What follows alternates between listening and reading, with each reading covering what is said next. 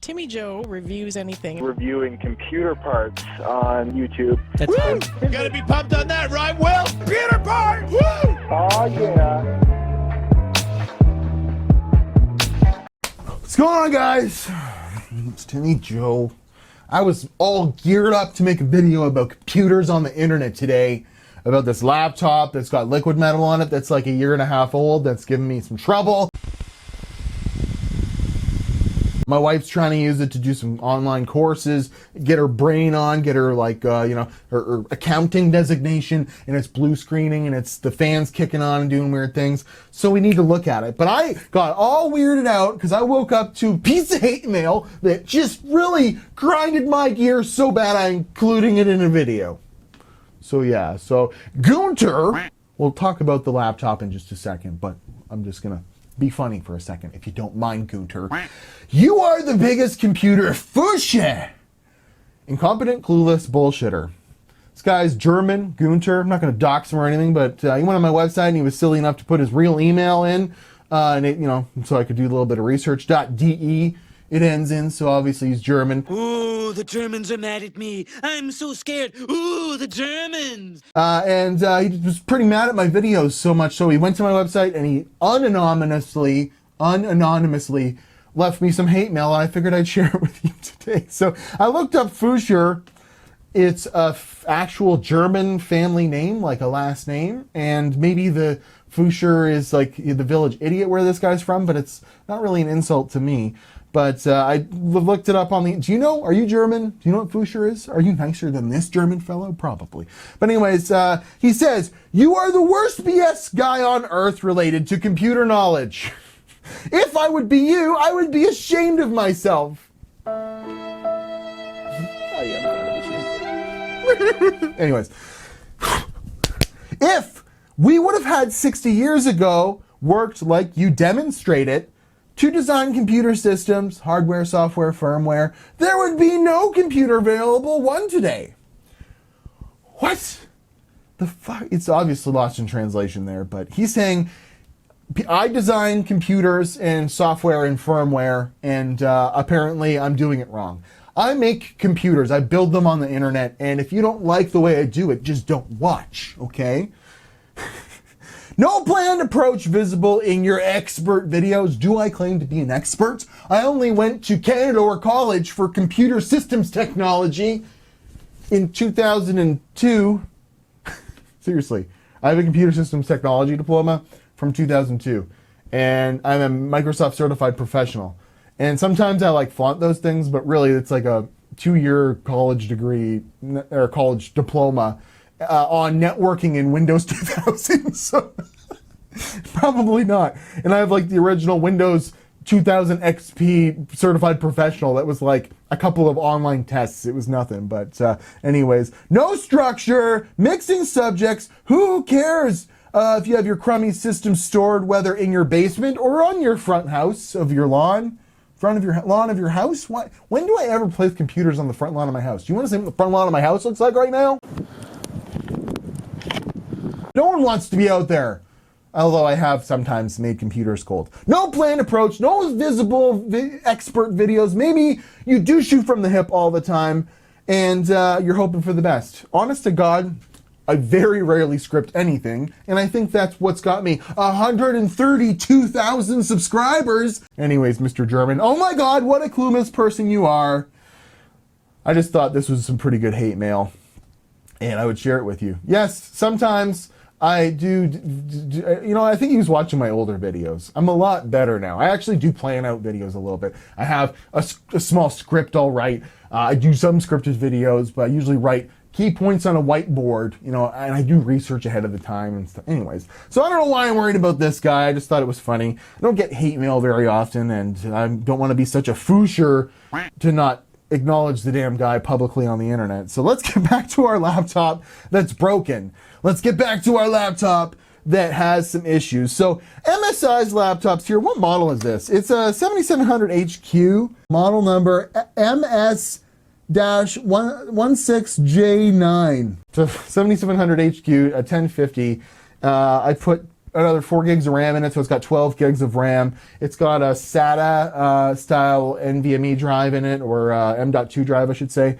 And you know what? It has the stock, you know, what it came with. I bought it used, got it for a good price, probably way too expensive now, but it's got a quad core, and actually the 7700 HQ in here, as we see, gets 700 in Cinebench R15. It's a pretty good score. That's better than a stock like 3770 or 4770 would get, you know, like desktop version, and it's probably not far off from what the 7700, you know, non-K would get out of the box. It's not too bad, but we have an issue here where if I run this, it will, the fan will blast on pretty much immediately, because if we check out the temperatures on the cores here, well, and let's see, are we getting a decent clock speed? Yeah, 3.4 gigahertz on all cores. And we're up at 82 degrees, 87. What I'm typically seeing is, as soon as some heat starts to saturate what little of the contact is being made from the copper heat pipes inside of here and using the liquid metal, it typically gets pretty hot. We see here it's maxed out at 96 and 95 degrees. And then we start to see some thermal throttling. And it'll actually get pretty loud. Now, of course, I'm running Cinebench right now, so yeah, it's going to get loud.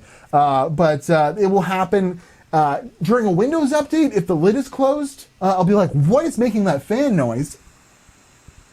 And then it turns out it's the laptop's like unpacking a Windows update. See, that's 714. That's not too bad. But when I first got the laptop, it would actually, I think, run in like the 70s on all cores once I did the liquid metal. So I was really pleased with the performance I was getting, and it made it so that, you know, you could turbo boost while I'm video editing or rendering out a video a little longer. But my wife's actually been using this for some online courses, and she's complained that it's blue screened like 2 or 3 times on her, or programs lock up. And when I'm looking at the variation in the temperature on the cores here, we see that 2 of the cores are really getting hot. So obviously the liquid metal is either dried up or it's ate into the metal in the copper or something like that. And we need to take this thing apart and figure out what's going on. You know, if we let it sit idle and with the lid closed, it eventually sounds like this. And it should never sound like that sitting, you know, even though it's not really doing much with the lid closed, you know, before it goes to sleep, because I like to leave laptops so that they don't just go to sleep when you close the lid if it's plugged into power. MSI's software, Dragon Center, is pretty cool for these laptops. You can actually even overclock if you go to advanced here, if you go to turbo on the shift, you can actually overclock them a bit, and that's why I put liquid metal on them. I wanted to see how far. I was actually going to maybe make a video on this laptop. I never ended up doing it, but it's definitely got some really old thermal grizzly on it, and we need to take it apart and figure out what's going on. But right now, we see here it's getting up to close to 100 degrees eventually on 2 of the cores, but it's staying at 80 degrees on 2 of the other cores, so something's obviously definitely wrong. So I'm going to go ahead and fusher myself into this laptop using some screws. We're going to look at what liquid metal can do to a laptop, to some copper, to some PC components, and if we'll see, is that really the issue? And we'll probably just put some regular thermal paste back on it. So follow me. Let's go ahead and get this baby shut down, and I'll try not to jump around subjects and shoot from the hip too much.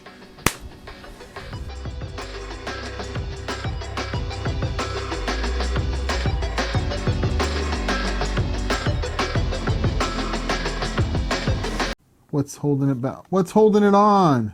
Maybe some thermal pads? I'll get the spudger out in my kit. The spudger. That's what this thing's called. Oh, there we go. We got liftoff. Alright, so just want to make sure I don't tear any wires or anything here. There we go. There's that. Okay, so fan 1. The liquid metal's just gone. Fan 2. Alright, so yes. Oh my goodness, this is interesting. So liquid metal, probably not a good idea for a long-term solution like this. We see here that I can actually see the logo from the chip embedded in the liquid metal there. And it's really Yeah, it's basically baked itself. It is no longer liquid, unfortunately. Nope, it is definitely not. None of it's rubbing off on my fingers. So let's see if I can't get these copper heat sinks. Like, copper's not supposed to really be affected by liquid metal, but at the same time, I have seen that because metal is porous, it's got little holes in it, it gets sucked up in there, and cycling heat on and off is definitely going to dry up gallium and what this thermal grizzly is made of eventually. But it just stops being effective. It stops working well after some period of time. And like I remember being very cautious. Like, I taped around this guy just to make sure that nothing would reach. And there is tape kind of around this chip just in case there was any like little ICs or something around this chip. But yeah, there's only a little bit of dust rubbing off on my finger now. But yeah, I can just rub this. It really doesn't do anything. It's completely dried up.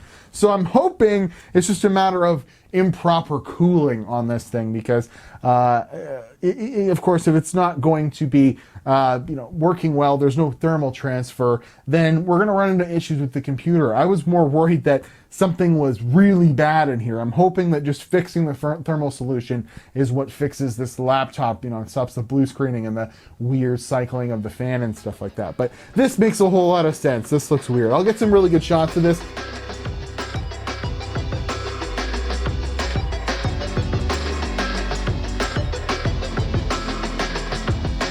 So the liquid metal is not coming off the dies entirely. It's not terrible, but the liquid metal is not coming off, like a little bit here, but it's not coming off the CPU die very well. It's probably just sort of embedded in it. I might be able to wipe it off, enough. And I've seen this before when I use, liquid metal on a GPU, even though it's in direct contact with just copper, not aluminum. The copper is porous and does eventually suck up the liquid metal. Even this CPU die here, this green one is the CPU die, I'm having a real hard time getting the residue off of here. With some alcohol, it's eventually sort of coming off. But what's going to be worse, and might actually require a bit of sanding on my part with some very high grit sandpaper, is this guy here. He's pretty much toast. He's sucked up all of the liquid metal, and it's now no longer liquid. It's just dried gallium, and it won't come off. Let's see, I'm using alcohol, and yeah, a little bit of it comes off, but it's definitely not just wiping off. And I can even see some of the lettering on the NVIDIA GPU from the die. It's actually superimposed itself onto this using the liquid metal, and I can feel it's raised here now, so it's an imperfect surface for making contact with these chips. This isn't going to be such a big deal with this, but I've used like an AIO before with a copper base that wasn't nickel plated on just a regular old CPU to try and get some liquid metal temperatures, get the temperatures down. And yeah, it works great, but when I took it apart like 3 or 4 months later, all of that liquid metal sucked into the copper. So I think nickel plated copper might be the only real good use of liquid metal. That's sort of why it works better on IHSs on when you delit a CPU. But whoa, I got some brake cleaner here. That might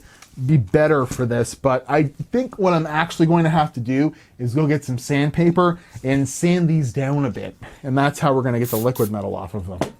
So let's see, will this do anything? No, like it's definitely grabbing some metal residue, but it's definitely not coming off, like not at all. Let's see with a little bit of couple steps of sandpaper, 180, 320, and then 800, if I can't get this down to the copper and actually get it smooth again.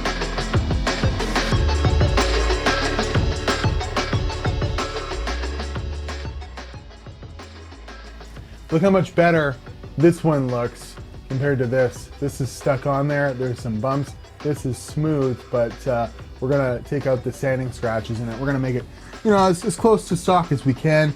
So let's work on the second one there. Get some 800 here, 800 being very, very fine grit. should return the more polished surface back to the copper.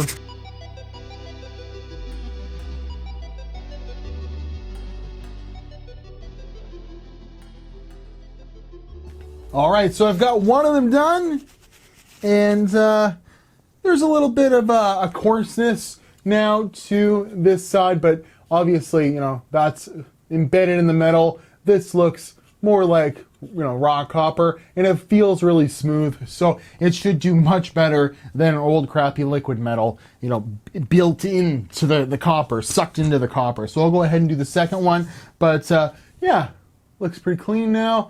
A few moments later. And there we are. So a couple grits of sandpaper between probably like 200 and 1,000 would be best. I used 180 because it's just all I could find, a 320 and then an 800, and we get this nice polished look afterwards, which will be absolutely fine. I'm even really going to be dumb here, and the little bit of liquid metal I can't get off the CPU die. I'm going to lightly lap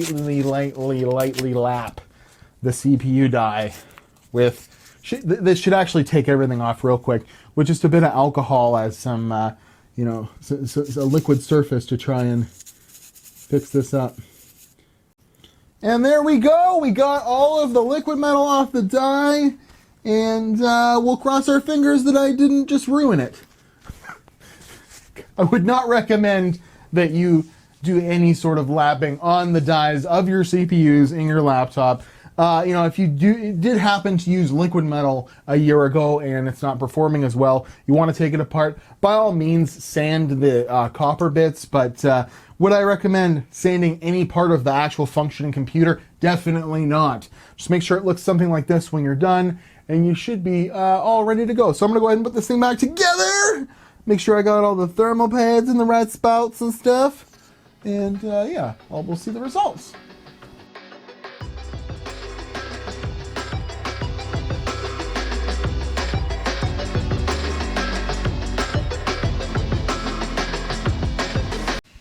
There we go. Been 12 minutes and 40 seconds, and we see here that it is up there in the 90s. But it was doing that in Cinebench before. It took several minutes to saturate it. Plus, I mean, it's kind of loud, but we haven't really been thermal throttling. We're still at 3.4 gigahertz. So this totally fixed the issues. We're back to normal thermal paste. I do remember when I originally did this in a stress test with IDA64, I think I was getting like 75 to 80 degrees. There's obviously a 10 or plus degree improvement when you go with liquid metal, but the downside is it has a shelf life, unfortunately. So I fixed the laptop, I ran a stress test. Hopefully that solves any temperature-related blue screens, or maybe there was something to do with liquid metal getting somewhere. We cleaned all that off. Maybe the blue screen is something else I'll have to deal with, but I haven't seen any blue screens so far. Hopefully the wife is happy though, and the laptop will sound a lot cleaner. It won't be pumping this fan out during normal operation when she's just on some websites and doing some schoolwork. And yeah, we should be giving this laptop a little bit more life when I initially took away some of its life by giving it liquid metal that it probably didn't need in the first place, as we see it's doing just fine with thermal paste. So I'm at Watch Timmy Joe Instagram and Twitter, and you should follow me on those social medias. I post stuff on Instagram about my life and about computers, and it's fun. I post stuff on Twitter about my videos and, you know, upcoming stuff, and do little previews. And there's always a Patreon if you feel spicy about that. But if you don't like the way my videos go, if you don't like my shoot from the hip mentality, my screaming and changing the subject, I'm an albatross, then maybe you should just not watch and avoid sending me emails in the middle of the night. Well, I guess you're in Germany, it probably wasn't in the middle of the night. Anyways, thanks, Gunter, for your input. I'll try not to play with computers out on my front lawn so much anymore for you. So I'm at Watch Timmy Joe Instagram and Twitter. Thanks very much for watching.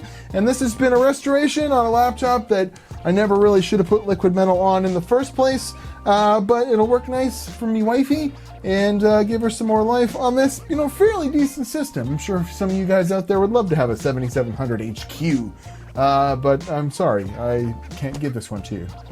It's my wife's. I'll see you guys in another video. I clap a lot in videos. Thank you very much for watching. See you later.